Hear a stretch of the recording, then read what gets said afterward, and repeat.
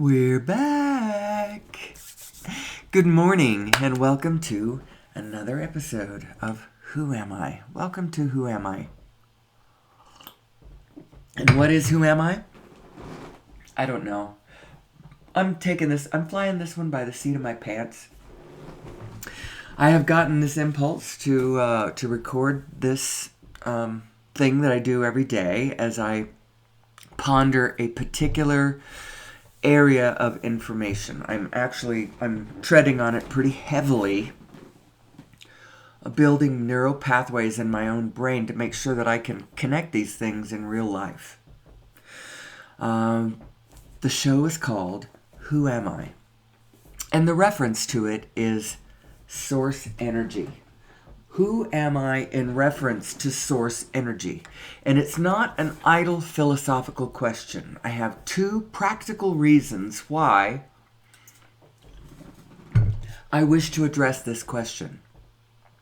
It is my belief that across the planet there is absolutely nothing wrong with us other than we do not know who we are.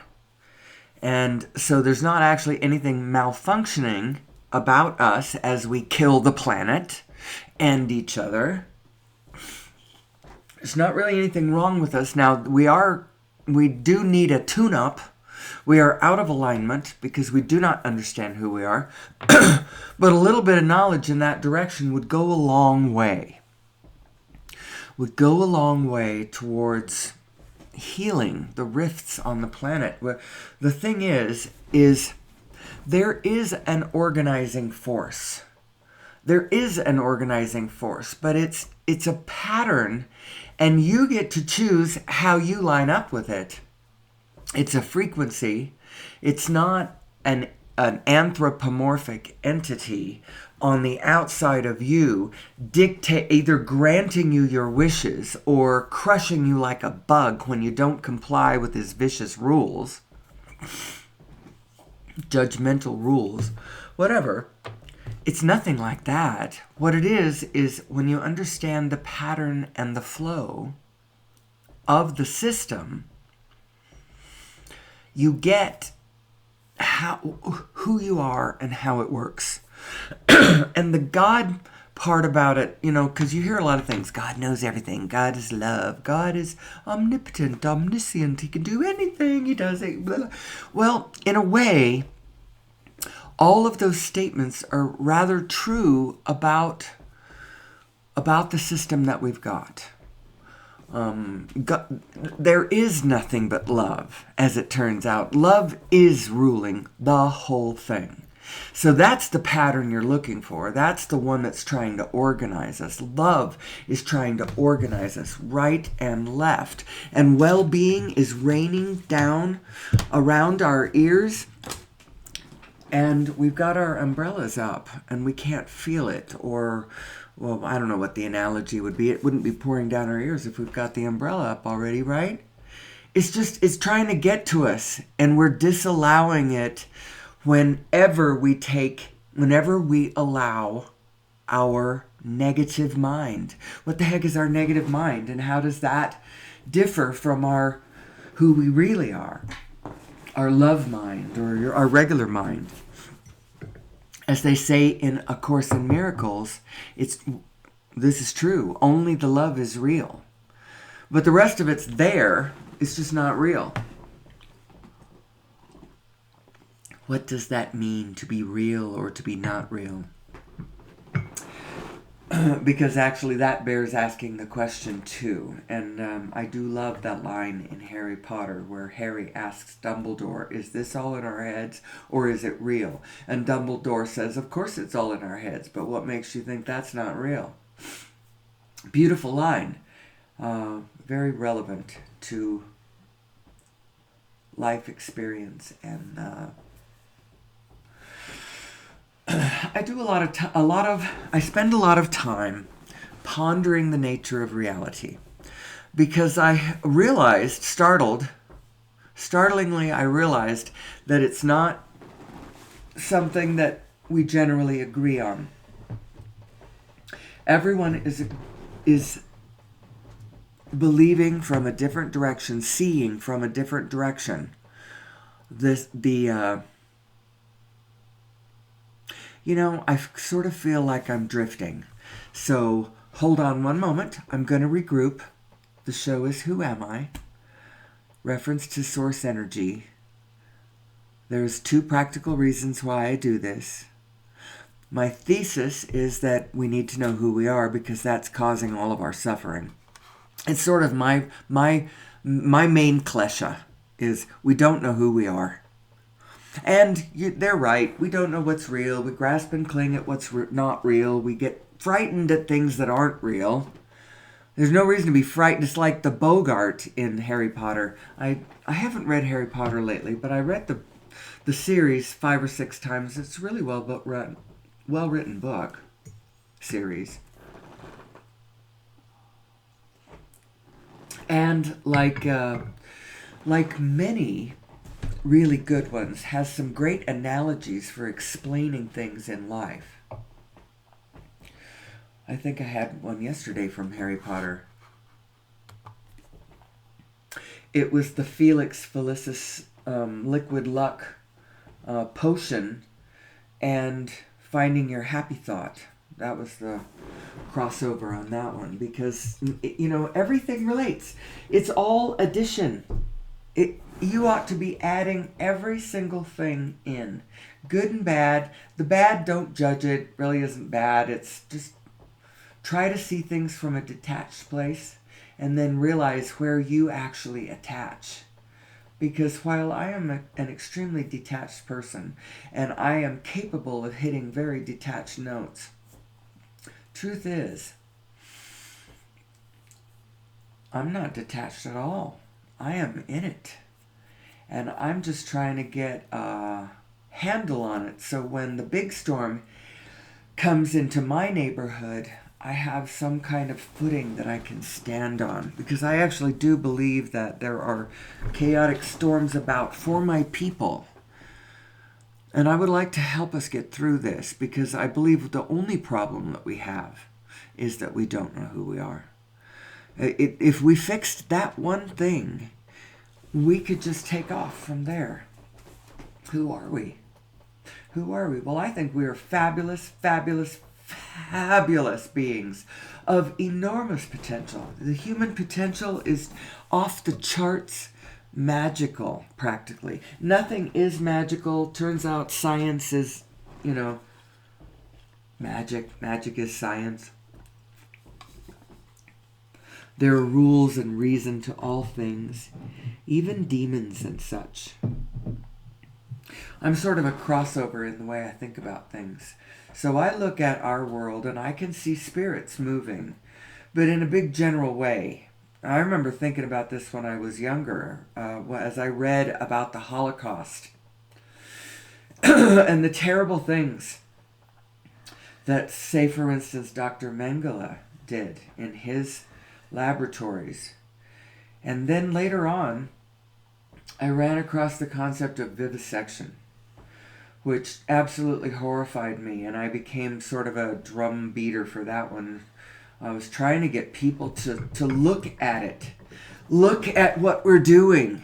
Look at what our country, what our system, I don't know exactly whose money, our system is spending $7 billion a year on the equipment and lab animals and this monstrous trade in stuff, goods, and then there were illicit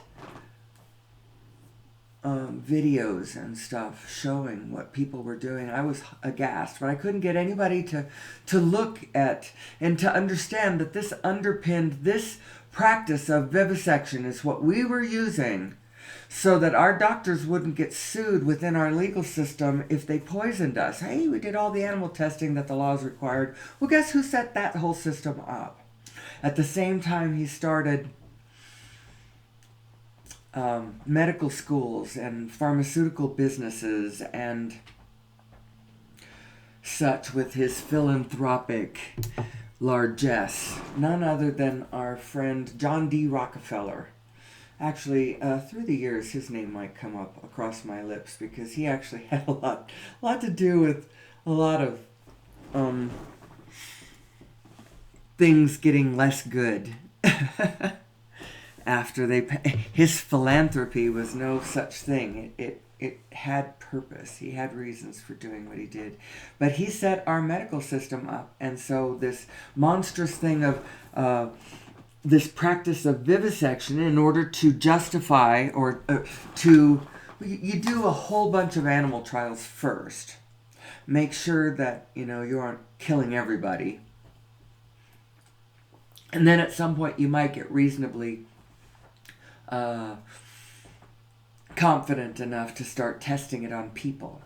Well, Dr. Mengele was just kind of cutting out the middleman and going straight to testing everything on people. But what I sensed this is what I sensed. After studying Mengele and then coming across vivisection, I was struck by the people in the laboratory, in both laboratories, seemed to be missing something in their minds, in their hearts. They were dead. They were soulless. There's something really wrong about the direction that they were looking at. Like Mengele would do things like inject Jewish little girl twins, actually, with blue, their eyes, inject their eyes with blue color, to see whether, God only knows, they have an obsession with blue-eyed people, but I don't know, there's something missing. And so what I felt was that the spirit, the one that energy, that vibration, that mentality, that psychic position, that Paul Levy would say probably that these people are suffering from Wetiko, the ones who would do such a thing. It doesn't even make sense. For instance, our system of dissecting living animals, forcing all of the children to dissect, to go through the guts of a dead frog in order to learn about life, is monstrous. We shouldn't be doing that. The spirit of that is just wrong. We should be taking them out on field trips and getting them acquainted with the sacred web of life that supports us all. That sort of thing. Not examining the guts of a creature that we, it's just so. I felt that the spirit had left the Holocaust area, left World War III and sort of lightened in the land, but it was hiding there, ready to wake up again, should we be ignorant enough to summon it forth. I know that a lot of times my thesis stuff sounds very matter-of-fact, sounds very logical, pretty scientific a lot of the time, or at least it tries to be. I want to add in scientific method, which is really just a method of empirically observing things, and can you repeat those observances, and what do you conclude about the nature of the universe, it turns out this esoteric thing I'm talking about, source energy, could really only be properly evaluated subjectively, because my connection to source is not your connection to source, and what feels good and what I do is my call, and yours is your call, and it should be so. This is how it should be. All members of the tribe should be there voluntarily.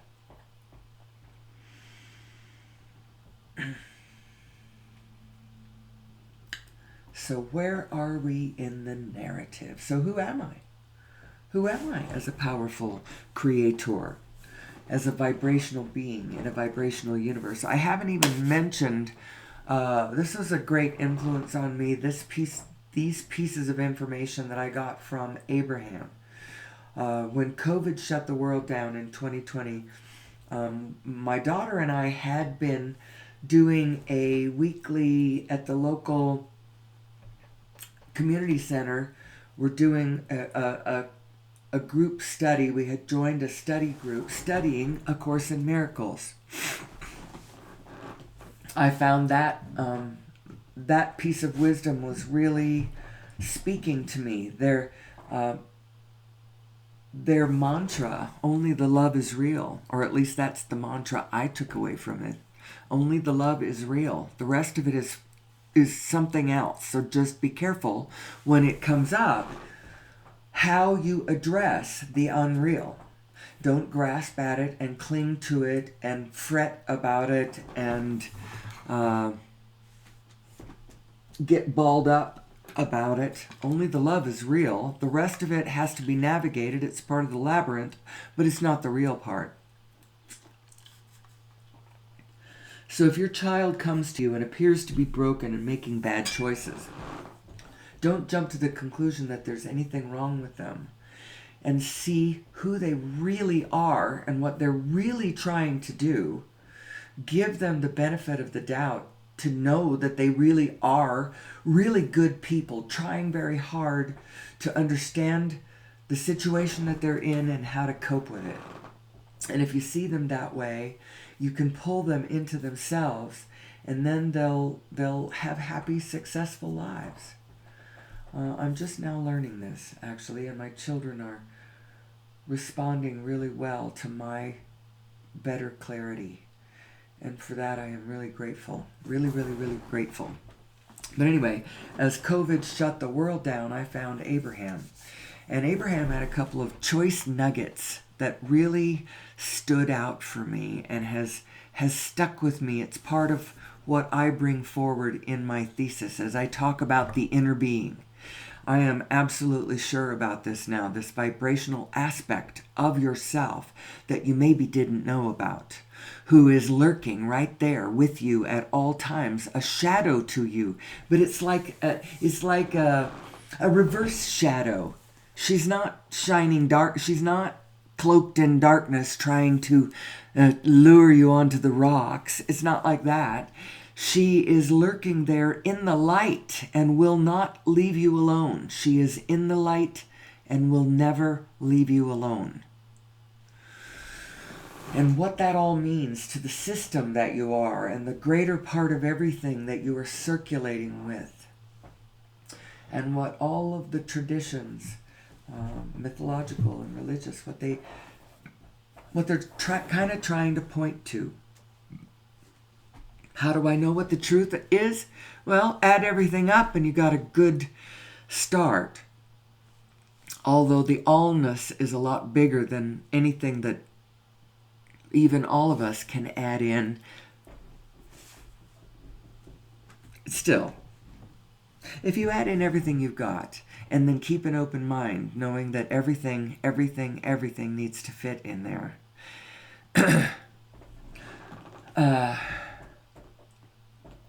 It's one of my pet ideas, one of my pet concepts, the idea of addition consciousness as opposed to subtraction consciousness, which I see a lot of people practicing. A subtraction consciousness is a selective, kind of closed mind system where you, before any thought, idea, or belief goes into the operating system, it is very highly scrutinized. And if it doesn't pass muster, well, then it's just subtracted out.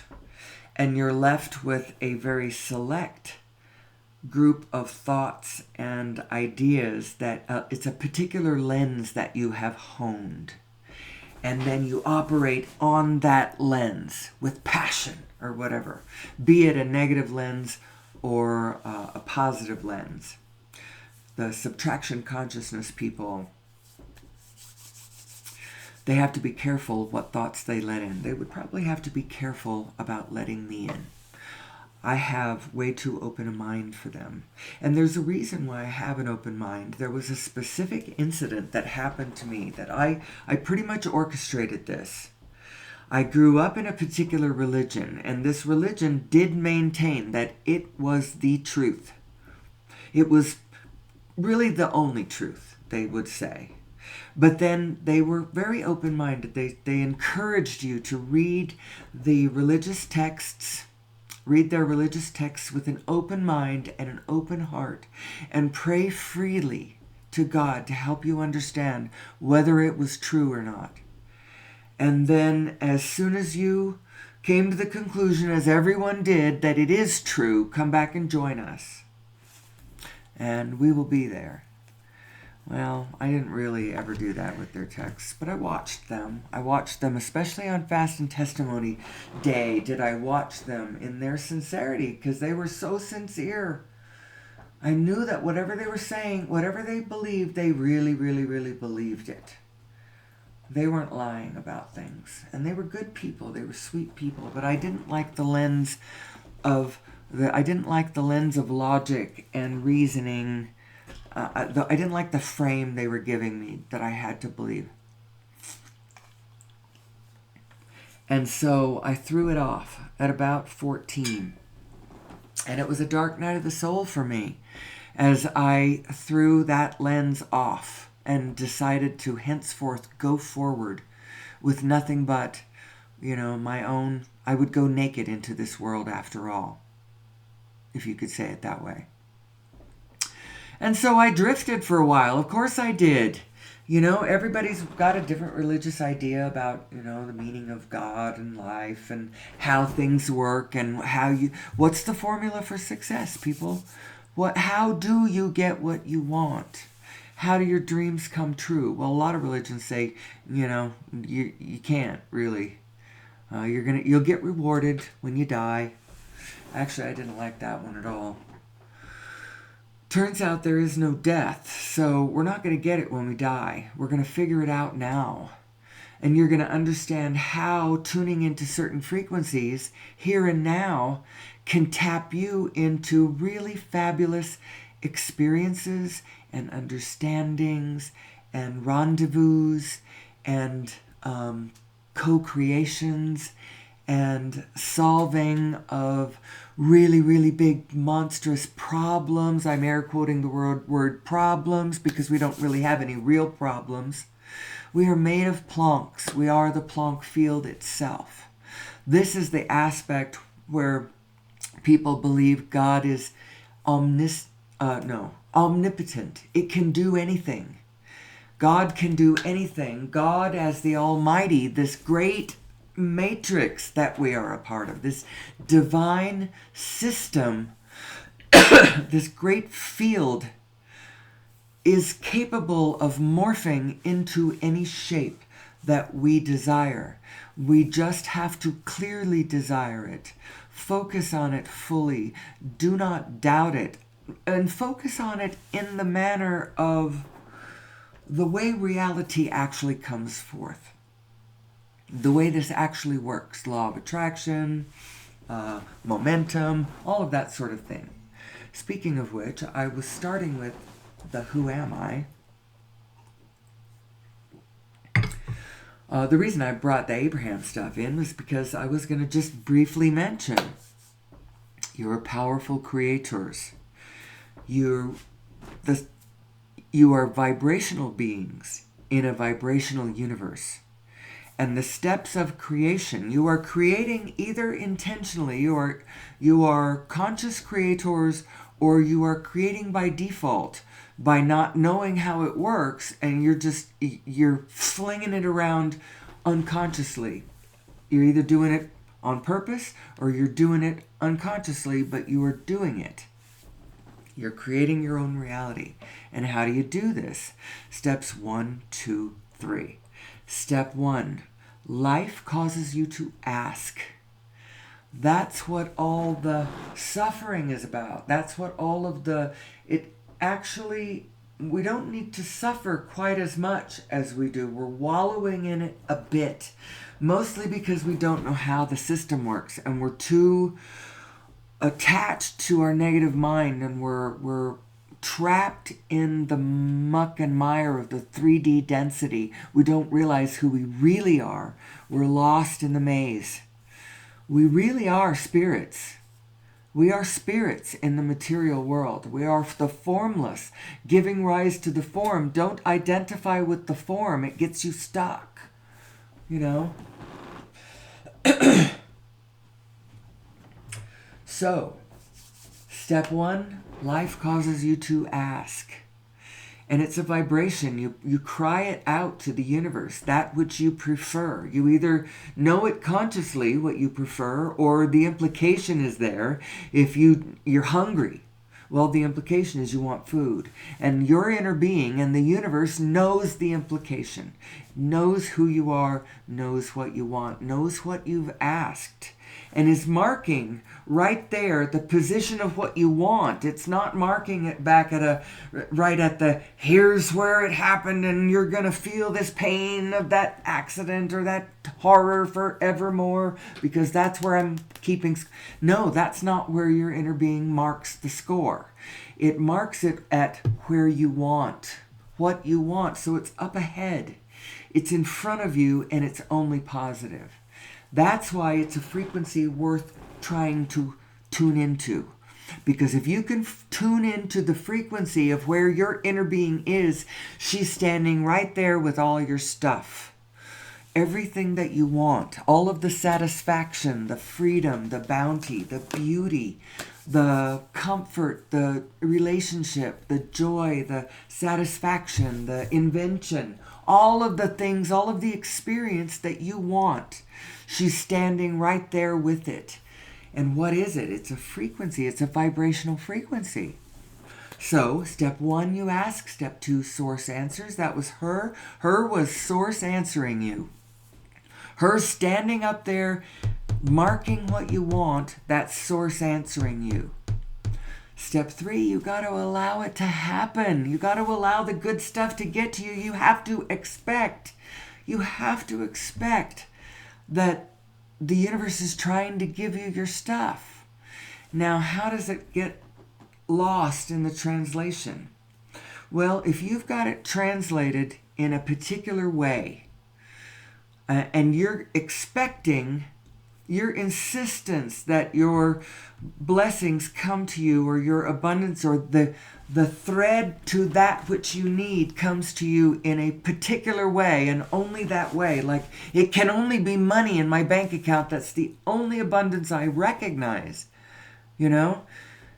And your insistence that it has to be that way will close your mind to all the different vibrational ways that all that you need is trying to get to you. It's not only all that you need, it's all that you want.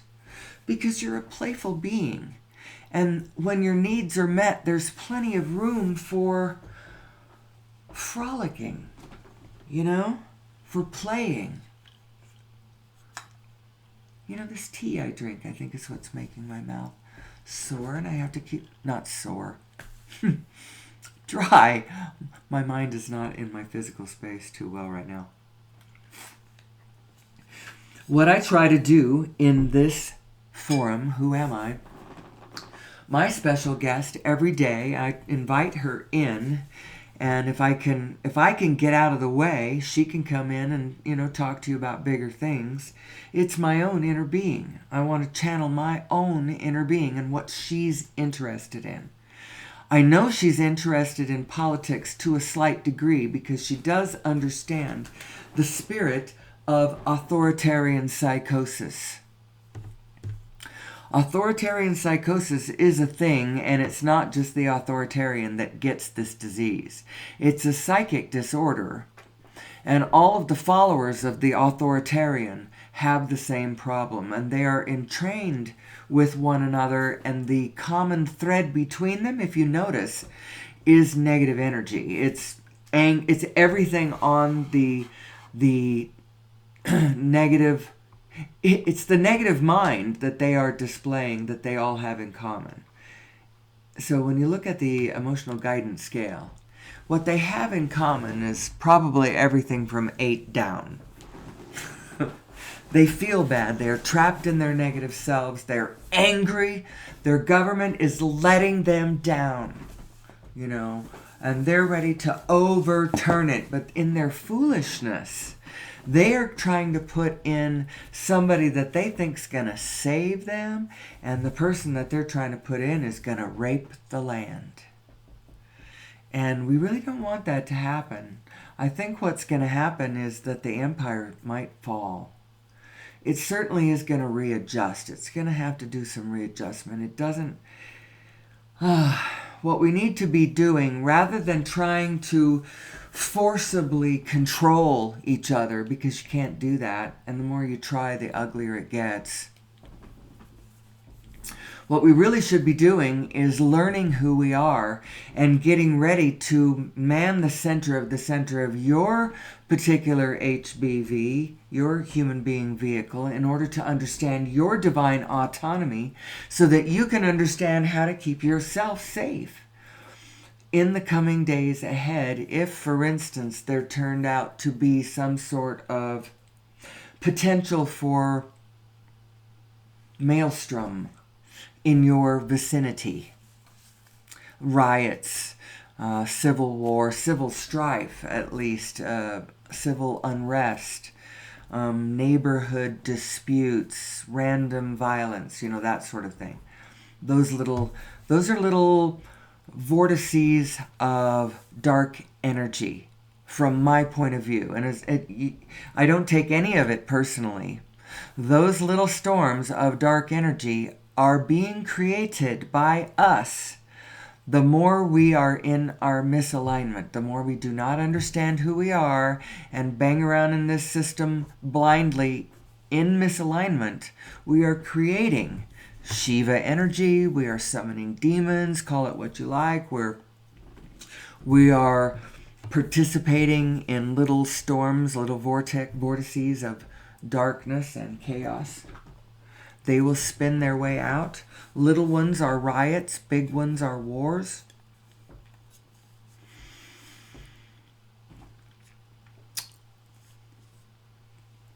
So where are we? Where are we with all of this? Who am I? And how do I claim my own divine autonomy? Well, first of all, you got to understand who you are and how you are designed, which brings me to this slide. This I'm going to come back to. This is imagine these two spinning vortices of attraction. One pure positive, looking forward, focused on what you want, what you love, focused on where you are going, shining light on the road ahead of you, knowing everything that exists, knowing where your blood is flowing, knowing where the wind is blowing, knowing where all of the spins are rendezvousing and what the timing on all the spins that are in play. It's like God has an infinitude of spinning plates that are all coming out of a singularity of spin. There's this infinitude of individuations, divine individuations of this divine spin. And the fact that they all spring from the same primordial one is how this great organizing force can organize us. Knows where all the spins are. We're all coming out of the same... Actually, those spins ultimately come out of the same point. And on that point is where everything is and where everyone is. And the pull of that shared point is both love and gravity. Now, I say that matter-of-factly. And somehow matter-of-factly that is true. And yet it's also extremely mystically true and extremely magically true. And then somehow this relates to the fact that it turns out, both mathematically, obeying all the laws of physics that govern black holes, everything in the universe is a system of black holes. Black holes all the way up and all the way down. Massively huge ones at the center of universes, and galaxies and clusters no doubt. They are the center of these things spinning, and you can observe them spinning. Find the center. There's got to be a black hole there. Even protons, all the way down to the proton, that's a black hole. And you know what? If you go all the way down to the Planck, although it's just a Planck in this universe, in the next universe down, a Planck might be a universe, or a Planck might be a proton, and it undoubtedly is a black hole too. It's all black holes, all the way up and all the way down. And these black holes, just spell the word WHOLE. And it's like, think of it as an integer, an integral wholeness, a fractal integral wholeness of this holographic universe that we're in. And the way it can do it is because all the Plancks are touching. They're all creating this cosmic interference pattern that contains holographically all the information of all things. And it's really an amazing, amazing, amazing system that we are in. And do you know what is driving it? Love, our desires, mutual want. Not wanting as in not having, but as in desire, achieving, and moving towards that which we all want, which is a universe of abundance and freedom and relationship and satisfaction and clarity and everyone's needs being met. Do you know that that's actually possible? It's possible to line everything. So if you confine your wants to everything, you at least start with the 7 needs of your physical life. Clean air, clean water, sleep, so you got to have safety and the ability to sleep. Food, nourishing, wholesome food that doesn't destroy the ecosystem around you. You'd like all of these things to be sustainable. Shelter of some sort, at least a sheltering environment, if not a house or a structure of any sort. Doesn't have to be that, just a sheltering environment. And then relationship, because there's really only one of us in the whole universe. If you went all the way out to that, then she's alone. And so she creates an infinitude of mirrors by which to relate to herself in.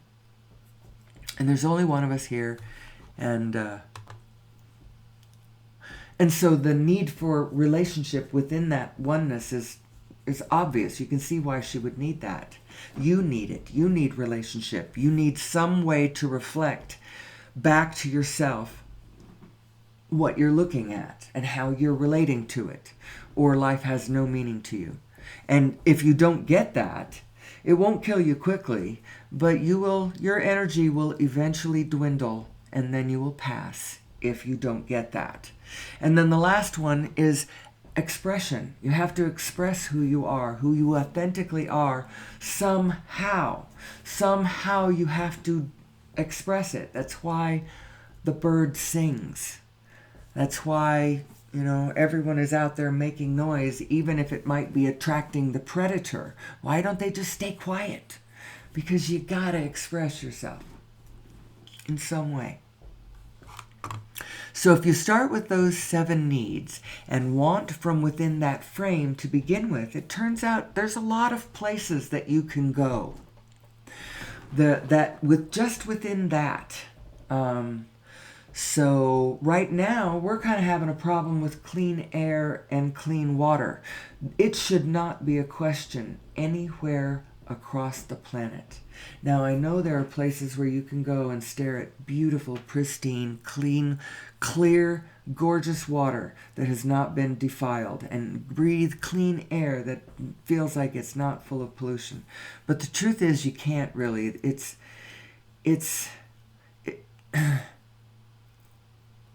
Well, maybe you can, but that's not good enough, because we are one thing, and the poison on the other side of the planet in that ecosystem over there is affecting us, whether you know it or not, or whether you like it or not. We all affect one another. And your pain is my pain. There's reasons for that. There's matter-of-fact reasons, things like mirror neurons. There's all kinds of stuff in our equipment that supports that function of our being connected to one another and aware of what each other is doing and how things that other people do affect you. The really, really big one is when you decide that this is how the system works, and this is how we're going to interact with it, and this is what we're going to build to power our technology, because this is how it works, but it's not how it works, and you're out of alignment, these systems that you create. When you do that, you create Shiva energy that we all have to deal with. Right now, our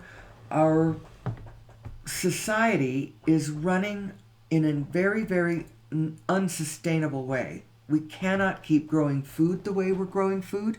The massive big ag, it's not going to, the land is going to give out on us. And our population continues to grow.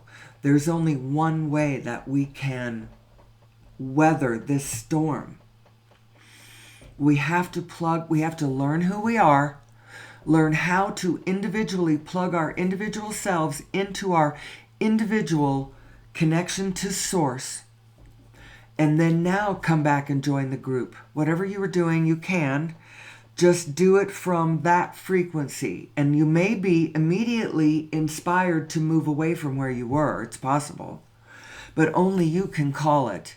You can't actually say, no one can say within the human morphogenetic field, this is the one formula that works for all of us, and everybody has to do this, and then we will be as one, and then our society will work.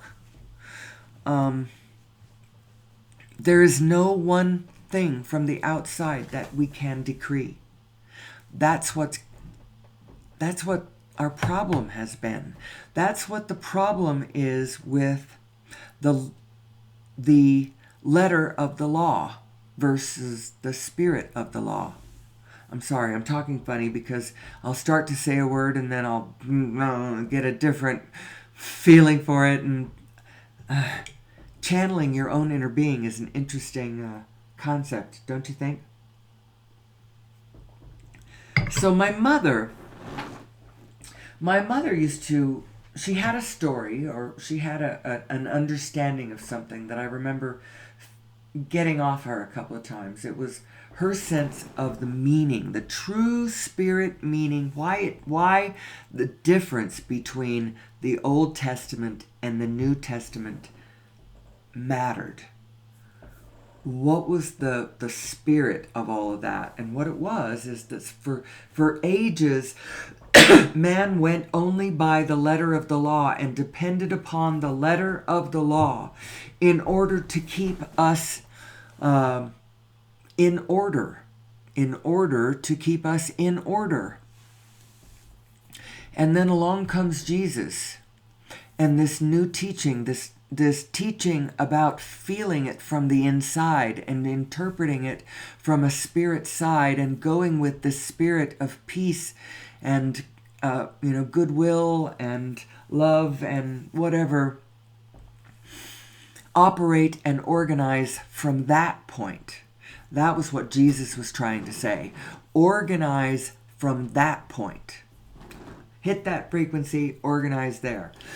And that was what the New Testament was all about. And so that was that was the time of the law, and this is the New Testament represented the time of the Spirit. It was a recording, a documentation of all that implied after Jesus brought this higher understanding of the Spirit. So I thought that was very interesting. And I think we actually have a second moment in time that's going to be rather like that. The second coming, because the first one we were still barbarians and there was no means of communication, and we couldn't pursue that. And we didn't know who we were. We've been struggling to figure out who we are ever since somebody created us a long, long time ago. Now, at the time they created us and we were born into their world, they probably had stories that they told us about who we were. But now, we're standing on a planet where everybody's been told a different story, and we really don't know who we are. It appears that we have been genetically modified, and I do bring that up. My evidence is, there's your neocortex. 76% of this neocortex comes from a very interesting configuration. It's a fused chromosome. This article, pnas.org, published back in 1991, and I don't think that the authors had any agenda of their own. I mean, I don't think that they might be over on Gaia right now making movies about aliens, and all the people over there have their ideas about from what planetary system we're from. Bashar has said something. I know some people are sure it's the Pleiades. I haven't been ready to go there. I'm pretty sure that we have alien contact. I imagine that if it's really true, someday somebody's going to visit me, especially what with my little show. Somebody's going to visit me and say, "Hey, can we be on your show? We're aliens."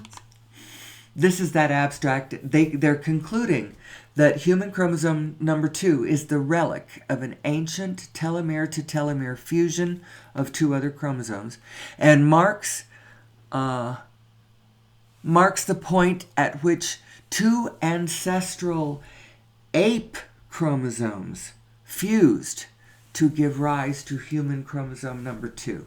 That's evidence, people. And you know what else? The way we don't fit on this planet is evidence too. It really is. We don't easily fit on this planet. I think we have to consciously do it because our default setting is kind of wonky. Our default setting is to believe our negative mind and get lost in the material world. The material world is only fun if you've skated in on a positive note. And it's not that you don't have to be Pollyanna, and you don't have to be an ostrich with your head in the sand. You just have to know the steps of creation. Step 1, you ask. Step 2, source answers. And that all happens vibrationally, and it happens automatically. It's like how automatically when you take a picture, that negative is created. But the negative actually has all the information of the positive in it. So you just got to flip it back around, and it's the positive image. Both of them created the instant that the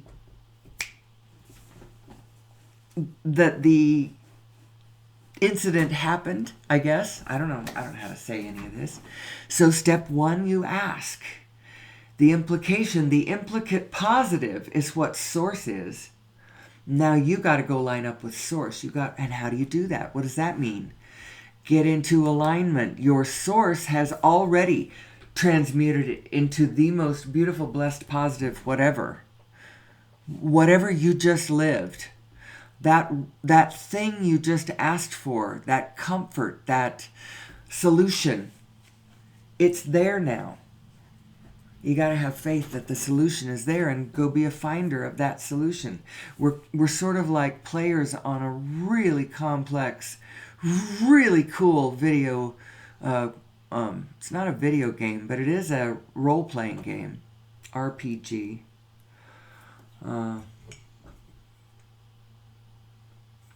It's kind of AI. It functions as though it is. But it's not somebody else projecting it in and, marionetting you. It's you. You are living in the spirit world, and this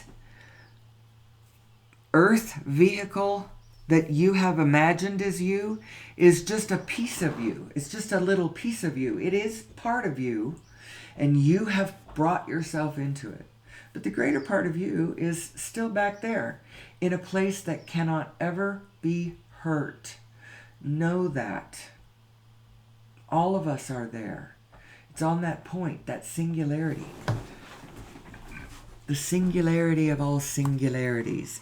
So my two-pronged message in my thesis of Who Am I is that a better understanding of who we are will bring us to more peaceful cohabitation, co-creation, and cooperation with one another, first of all. Closer to peace on earth, as we understand who we really are energetically and understand the consequences of pushing forward when one's equipment is in massive misalignment, the Shiva energy that it creates, the demons it unleashes, the havoc, the vortices of negative stormy chaos, the anger. But what Trump, the danger of Trump is not his ideas, because he really doesn't have any. He doesn't have any ideas. What he's doing is he's harnessing negative energy. He's harnessing anger. These people, they are resonating with one another in their anger, in their disgruntlement, in their aggrievement, in their fright, also their fear, because their way of life is being threatened by encroaching forces, rising populations, the neighbors' needs. Some of it created by our systems that we put into place, and then they are out of alignment and they create that Shiva energy. That's sort of a shortcut thing that I'm saying right now, but I probably need to explain it at some point. The negative mind is no small thing. And any time you take any negative thought, you're crossing your own energy stream. You are in essence, you are zapping your own power in the solar plexus with a cattle prod of negativity. Anytime you take any negative thought, because your true self is absolutely positive, full of fun and joy and possibility, and is not really taking this world all that seriously, although she loves you so much. Your she, not my she. My she loves everybody too, but my she loves me special, and your she loves you special. And all of our she's are actually one great big she, which is not really a she, although maybe he, she. It's not gender so much as nurture would be why I would call it a she. The nurturing, generous force of the universe. So who am I? What's the second prong? I haven't even hardly mentioned this one. And this one, in a way, to me seems really obvious. For the last more than a century, we should have been incrementally working our way off of fossil fuels through a jillion different good ideas coming from different directions. And the fact that that hasn't happened has led a lot of people to believe that those things aren't possible, instead of that they have been brutally and ruthlessly suppressed for the last 100 years. And so I put a link to the movie The Lost Century and How to Reclaim It in the description of my video, so go find it, links to that, and that will it's a documentary about the history of that. So we could have been incrementally coming off of fossil fuels, but of course the people who control the fossil fuel fields and all of the enormous power that petroleum wealth has represented since its discovery and utilization, you can understand why people were reluctant to let that kind of power go. Well, how can this have happened, though? Well, it's happened through our own patent office. So you got to know that our own government has been captured by industrial vested interests? Of course it has, and we all know that it has. And yet somehow we still get all dewy-eyed at the thought of, America and apple pie and mom. It's because when we think of America, we think of the best of America. We think of each other, our fellow American human beings, just trying to get by in this world, looking for an honest opportunity to, be ourselves and come up with a great idea and a business perhaps that can click into the mosaic that we are and benefit us all, benefit the supply chain or the rising of awareness, or maybe part of the communication system or the entertainment system, or contribute in some positive way. That's what we're all looking for, isn't it? Let me get off of this slide. So that fused chromosome created our neocortex, or at least a large part of it, greatly enhanced our neocortex, our mental overview.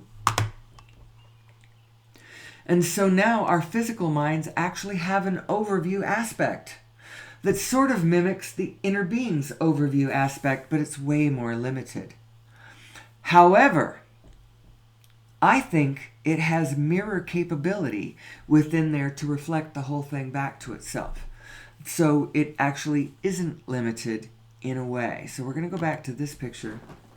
What it has to do, though, if it wants to reflect the great mind, is it's got to line up with it, because the great mind is never going to move off of where it is and go join your specific, especially if it's lurking in some shadowy place. Your inner being is not following you to your darkness, so you need to follow her light into the lightness. Makes sense, doesn't it? What does that mean? Don't take thoughts that your inner being finds uncomfortable. And just because you think they are, I'm going to use this, just because you think they are true. There's a lot of things that are true. And there's a lot of things that you just think are true, but really that's just the teeniest, tiniest piece of it.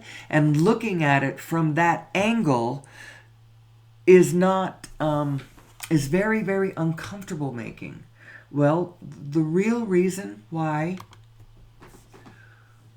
looking at it that way is uncomfortable is because your inner being isn't looking that direction. It's uncomfortable because you're looking one direction and your inner being is looking another direction. That's why. Not because it's true. You think that, so you look at something you don't like war. Or I'll tell you the things I don't like. I've got a small litany of two lists. One is what I believe mankind's biggest problems are, in general. And then the other list is what I believe he wants, in general. Let's see if I know them by heart. I know that I've got a 3x5 card over here to my right, somewhere where it's written down, but let's see if I can remember them. The things he doesn't like, the biggest problems that we have, first of all, we're killing the planet. How are we killing the planet? Well, the destruction of the rainforest itself is the lungs of Mother Earth. We can't just cut the lungs down to grow cattle for, McDonald's burgers or whatever. That's ridiculous. We cannot do that. So,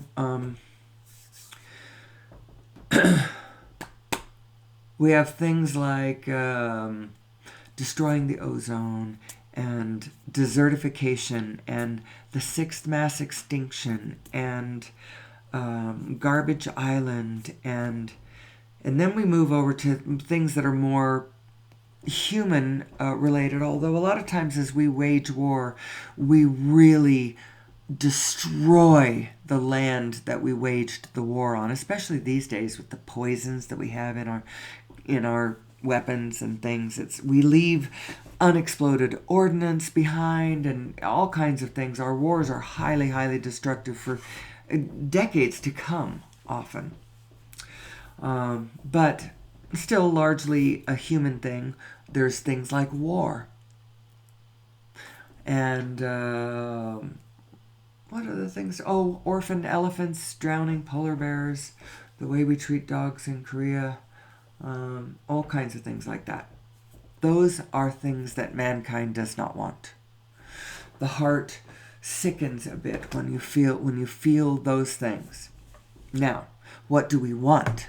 We want freedom, joy, satisfaction, expression, relationship, abundance, comfort, communication, efficiency. All of those things that I'm saying, those have frequencies. Every single one of those things has frequencies. Every one of them is a spirit that we want. Now, how do you translate those spirits into materiality? How do you go about doing that? This brings me to this picture of mine. The 4 general states of being. This is you navigating your starship through space and time. It's also you navigating your Earth rover across the specifics of your material life. Your positive and negative emotion are simply this. You have these 2 minds. Source mind, specific mind. You have those 2 minds. How well are they blending with one another? Well, your source mind always feels good. What are you doing to find your way to joining her? Be nicer to yourself. Care how you feel. Take care of yourself. Care about how you feel. Don't be so willing to give up your sense of well-being and your good feelings. Don't sacrifice those things for stuff around you. Stuff. I'm air quoting stuff. Stuff. Don't sacrifice your spirit for stuff. Don't ever do that, or try not to do it anyway. So how do you not do this? You're taking the physical world way too seriously. That is not the primary fixing point. Don't fix first on the material reality. Fix first on who you are. I am a spirit in the material world. I am the formless, giving rise to the form. The form is not me. The form is what I dance with. The form is the cloak I wear in this iteration. It's my dress that is dressing my formless. It's the form dressing my formless. So when you identify that way, now, to tell you the truth, the object of the exercise is still to live a physical life. It actually is, but you can't make that primary, or at least I identifying that way is, since the universe is vibrational, it's best to identify vibrationally first, and then know that when you've got a handle on the vibration, what's going to start coming at you in the physical realm is going to be more pleasing to you. It's going to be more satisfying to you. It's going to be more life-supporting and life-sustaining and collaboratively, satisfyingly, whatever. Line up first. Line up first. Get into alignment and then. And so how do you get into alignment? Well, a really good method is to start every day with a small meditation. And the meditation is just an exercise in allowing your inner being to get a little more of a foothold in your conscious mind. But the only thing that you're doing during the meditation is keeping your negative mind quiet. So it's easier to think no thought at all than to try to think pure positive thoughts. Most people are way too practiced in thinking negative thoughts. Whether it's regretting what they did yesterday, or being unhappy with what their neighbor is doing now, or whether it's being vexed by or frightened for your children, or whether it's being fixated on the minuscule number in your bank account with your eye over there on the landlord that is lurking ready to there's all kinds of things that have got your attention.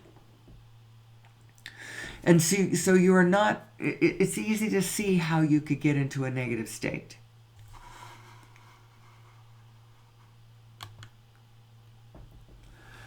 And you know what? I did such a good job of that I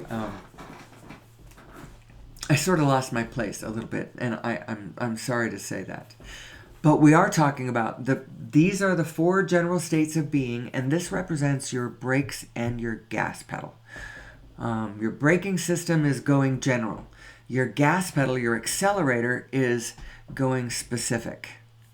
Now, the sensation that you get, that you call either positive emotion or negative emotion, is the relationship between these two minds. When you've blended them well, you feel good. When you have not blended them well, you don't feel good. You call it negative emotion. You believe that you're having it because you're observing something real that you don't like. And that's kind of true, but it's not really true. That's not why you feel bad. Or it might have been true the first second or two that was so, but after that, it's your choice to keep that up. You've taken the hit, you've gotten the information. Something over there I do not prefer. The fact that you're wallowing in that frequency, that's your choice now. You've taken in the information. The fact that you're focusing there, that's on you. I don't like any of what I just said because I can hear how out of context that little nugget could be taken if somebody doesn't really understand what the whole thing I'm saying is. You are a binary self. You're a binary system of information flow. And your broader perspective self, your source energy mind, which you have, and it is you, and it is thinking thoughts about you, with you, about your life. It's living your life with you. You are responsible for it having a vehicle through which it can live a life. It loves you so much. And I say it, but it's not an it, it's you. There's only you. But you can call it your physical self and your vibrational self. Or you could call it your eternal self and your expirational self. How about that? Or your source mind and your specific mind. Or your formless mind and your mind focusing on specific forms. So what does your formless mind know? It knows the spirit of things. And so it's shining that spirit all over your future. And if you follow those spirits, those frequencies, then you will organize with the rest of the group in a kind of a holy way. And we're going to spell that with an WHOLY. Now, the wholeness that we are and the connectedness that we are is natural and unavoidable. Actually, this brings me to I learned this morning. I went back and listened to this morning so I could add it. The 5 rules. These are the 5 laws of the universe according to Bashar. These 5 immutable things. The first one is you exist. There is nothing you can do to change that. The second one is everything is here and now. There is nothing you can do to change this. The third one was I got it written right here.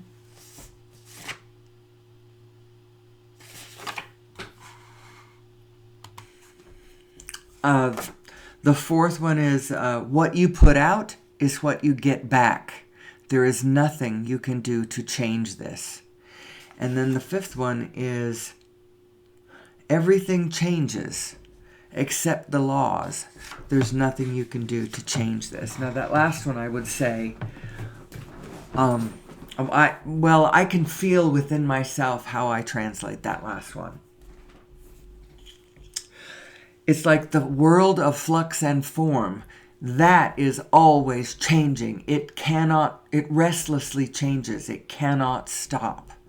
That aspect of reality, the form side of it, is always changing. The formless side, which is the setup itself, never changes. And that's what I think that number 5 one is saying. So anyway, those are the 5 immutable laws of the universe. You exist. You cannot change that. Everything is here and now. You cannot change this. The all is one. And the all are one. No, the all is one and the one are all, or something like that.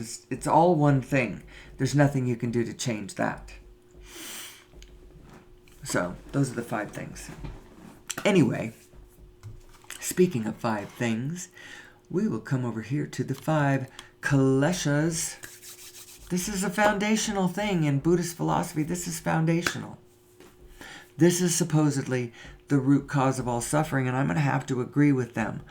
I would put it simply, my thesis is we need to know who we are, because all of our suffering is coming from the fact that we don't know who we are, and we don't know how to operate our equipment, and we do not know that Source is working with us, that this vibrational aspect of your very self,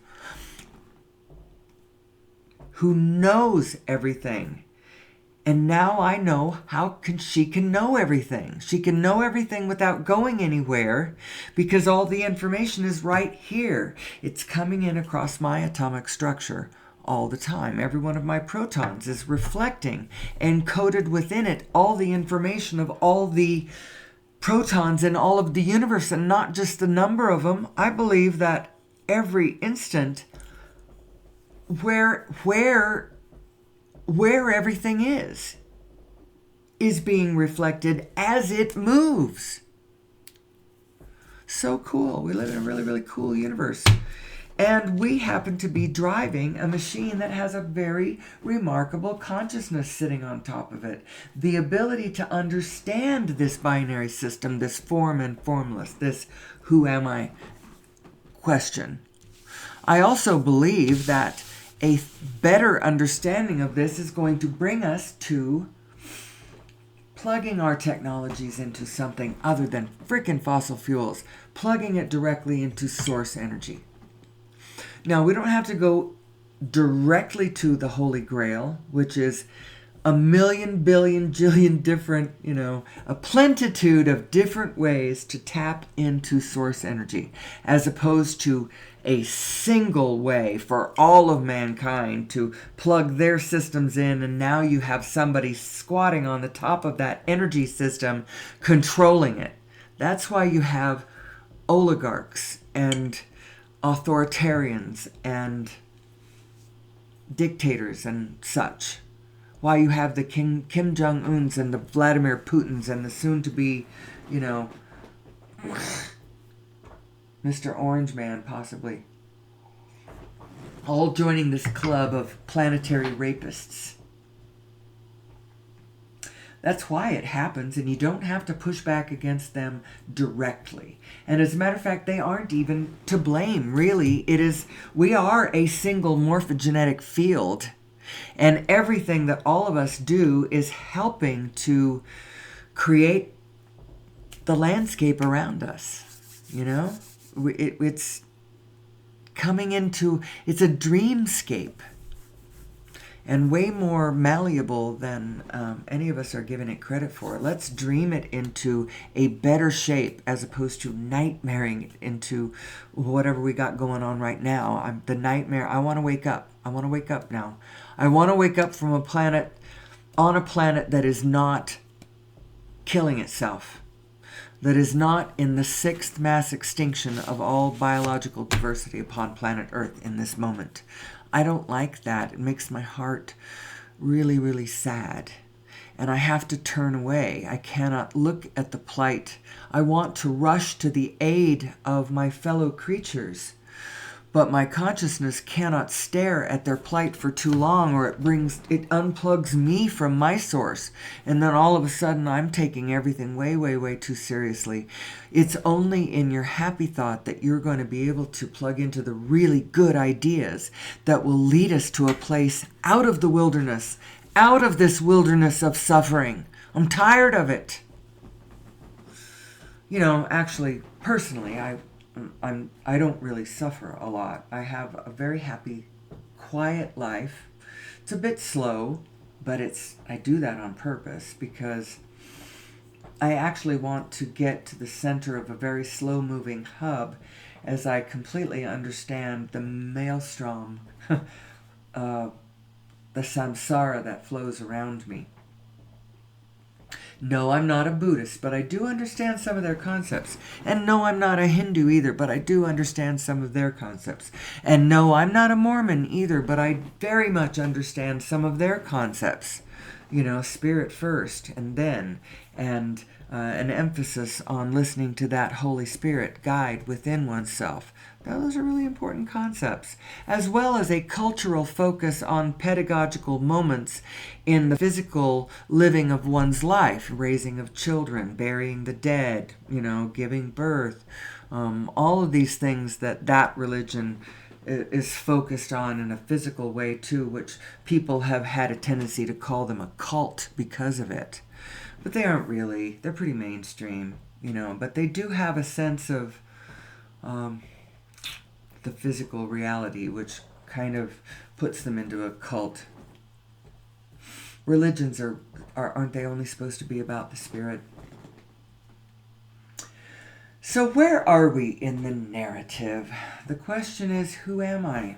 I guess before I end, I will just run again through the things I'm putting in my description, the links that I put in my description of my videos, what I'm doing these days. Come on. Let's see what I've got here. First of all, we've got the link to the Lost Century and how to reclaim it. That's a YouTube video, free. A link to the Origin of Mass and the Nature of Gravity video. I should probably move these around. The Connected Universe maybe could be the second thing. Well, anyway, it's the YouTube video explaining Nassim Haramein's latest paper, The Origin of Mass and the Nature of Gravity, explaining how spin is fundamental as matter becomes matter, coming across the event horizon of the 0-point energy field. It's spinning as it comes. It's fundamental to the whole equation. That's going to help us conquer gravity, by the way. Quantum Revolution, that's the first episode of a 12-part series. It's playing over on Gaia. I don't know if there's any other way to find the other 11 episodes, but it's where Nassim describes, in layman's terms, the description of the fullness of space, the spinning space-time, the model of the Big Bang and multiple Big Bangs, how the multiverse, what that is, how it's all black holes all the way up and all the way down. And that series, that's the first episode. I think it's the Mathematics of a Unified... Actually, I don't know what the name of that is. That first episode, but that's what I got. And then a link to Butterfly Dreaming. I thought it was an amazing article. I have a link to the movie The Connected Universe. It was made back in 2016, narrated by Patrick Stewart. It's a regular documentary film, really good. This is the free version of it on YouTube. There's a link to that, and then a link to the actual paper, The Origin of Mass and the Nature of Gravity. So all of that is in my video details. And what I'm really trying to say is I'm trying to pull all these ideas together and show y'all, well, actually I don't have everything represented here. if I started posting links to Abraham videos, and there might be other things I'll put in those links as time goes by. But that's the explanation of all of that. I usually throw in a word or two about cymatics just so that you get this feeling of this vibrational universe that we live in. We really are in a vibrational universe, and the vibration is giving rise to the form. If you're a regular listener, you know what all that means. If you aren't, well, go back and listen to another one. I don't think I'm going to explain this one today. So, anything left?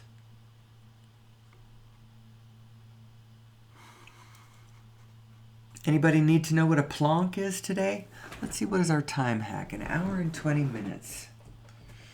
It's Monday morning.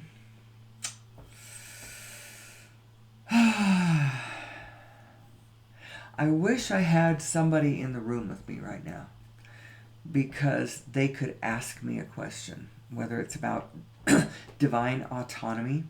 What the heck does that even mean? What is divine autonomy? So let's go back to this slide. Abraham describes your two minds as spinning discs, or sometimes vortices of attraction. And each one of them is rather independent from one another. Your source mind is doing what your source mind is doing. It's pretty much locked into reality. It's locked into the reality of the physical protons all around you, which represent a kind of mutual momentum between us. We've all sort of dreamed this up around us. So it's locked into that, and locked into its awareness of where everything is. And it can't think anything different than that, in a way. Now, the other thing it's locked into the love, the desire, the like, the positive that you are declaring every step of your way. This is kind of the system that you are. It's only looking at what you want, and it's only grounded in reality. You're the one that can go into fanciful places. Your reality side, your source energy side, your grounded, connected to the primordial spin and all of reality around you, that side, it doesn't have a lot of choice.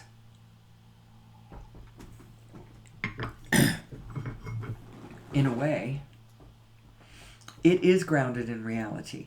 You're the one who is taking us into more and more interesting new places that you can imagine.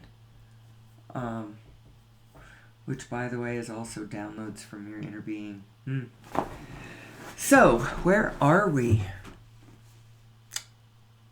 I need direction. I really need direction. I need somebody to talk to me. I need somebody to ask me questions. I need somebody to ask me to clarify. Because all on my own, I'm not sure exactly what I'm talking about.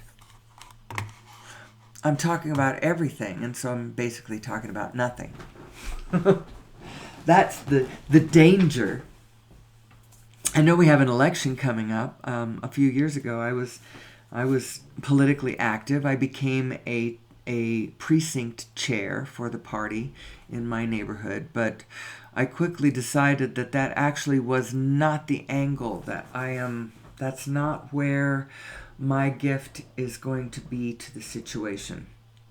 As a matter of fact, it only made me more and more agitated to be in that position and looking at the world from that position. I didn't like it. I don't like the us and them position. There is no us and them. Not from the level of the solution. At the level of the problem, there absolutely is an us and them. And so when you're looking at the problem, you can see, oh, this is us and that's them. Because from the level of the problem, there it is. But just like Einstein said, if you want to solve that problem, you can't solve it from the same level that the problem was created. And so you gotta pick it up a notch and you realize, oh yeah, from this level there really is no us and them. And now you can see how that caused the problem. We are a single morphogenetic field upon this planet, and what we do affects each other. And the whole thing is vibrational, so you should be thinking in terms of how it feels, what everything feels. Get back in touch with your own feelings. You know, I had a hard time with this at first because I am such a freaking sensitive person. I shut all my feelings off because it was just too painful. I could not lift my eyes and gaze out onto the world without seeing things that just brought me back down to my knees. You know? And so I just learned to kind of shut my feelings off. Shut them all off, and that's okay for a minute. Shut them off, but know that they are still there, and they are still valid, and they are still true. And those feelings of pain were showing you something real. Now I can look at the world in a way knowing that we all, every single one of us, is carving out our own path. It is not for me to impose upon any other being. I can inspire, I can uplift, I can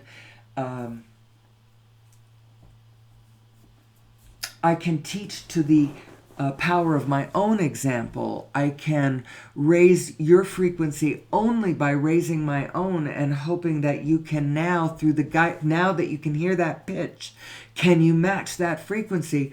That's the only way you really can influence the world. They are all on their own path.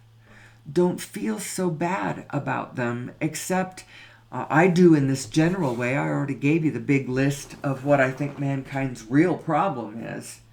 And that is, the sixth mass extinction. Us not understanding who we are is causing us to snip the threads of life. And to our own death at some point if we don't stop it. So that's all. No big deal. Have I shown any of this? Our emotional guidance scale. I show these every day. I probably should get some new slides.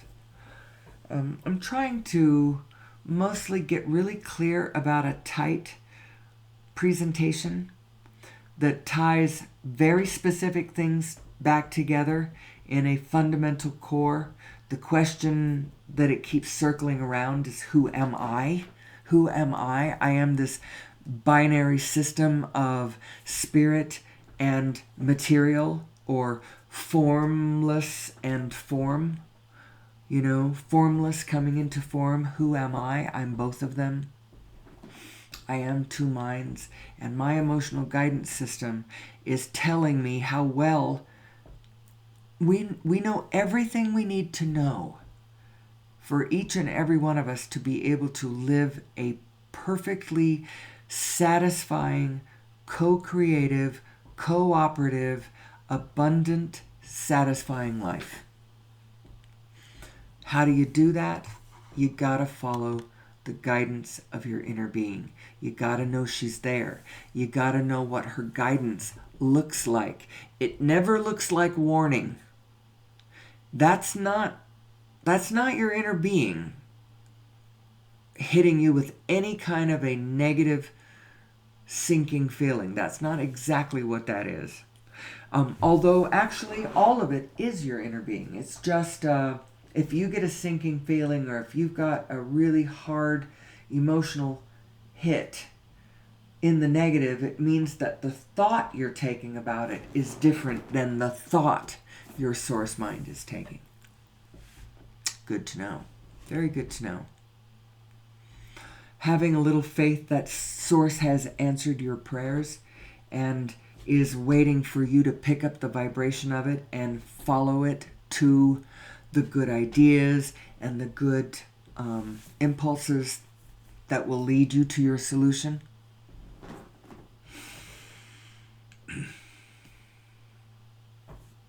So, where are we? And who am I? Well, one thing I am is I'm coming up on the hour and a half mark, which is basically the magic number that if I achieve that, I can let go of this if I want to for yet another day. Again, if you are a regular listener and you listened today and you heard nothing new, I'm so sorry. Maybe I should learn to read my own comments. As a matter of fact, I was looking at something yesterday. I think I can do that. I'm going to go over and look at my own comments. If any of you have ever written a comment, know that I have never seen it, except once. When I came back from New Zealand, somebody said, "Welcome back." But then I lost where that was, and have never been able to find that again. I should be able to do this, though. If you are a regular listener and you have something to tell me, if you want to be considered as a guest in the studio when I do my show someday, if you're an early riser and want to be a guest in the studio, I'm willing to entertain that. As a matter of fact, I have the capability of doing that. I have been given the okay to do live streaming on Google, but Google has given me that, so I can do that on YouTube if I want to. I can do it from my OBS studio, Start Virtual Camera. I can do it. I could start streaming. I could do that if I'm ready. So if you want to be a guest, whoever you are, and you think that's a good idea, give me a comment about that. Otherwise, I'll just keep rattling along here for a while. Maybe I'll think of some new angles. I don't want to leave this main core of information, though. The question is, who am I? The question is, who am I in reference to source energy, with a two-pronged practical agenda in mind.